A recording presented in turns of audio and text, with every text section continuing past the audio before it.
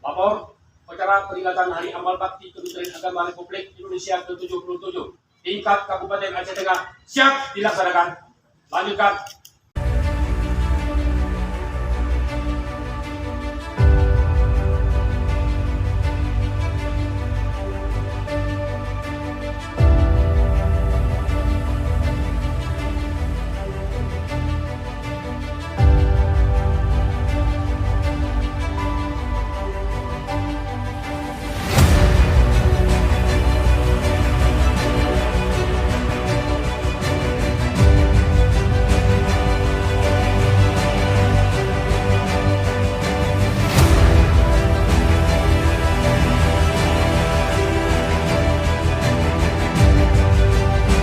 Undang-Undang Dasar Negara Republik Indonesia tahun 1945. Bukti bahwa Kementerian Agama telah berubah, diakui dan diapresiasi oleh kementerian, lembaga, dan publik.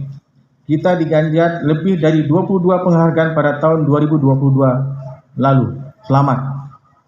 Kita jaga prestasi yang di atas, dan tahun ini harus lebih baik dari tahun kemarin. Hadirin peserta upacara yang berbahagia. Pada Hari Amal Bakti ke-77 tahun 2023 ini, kita canangkan tagline kerukunan umat untuk Indonesia hebat.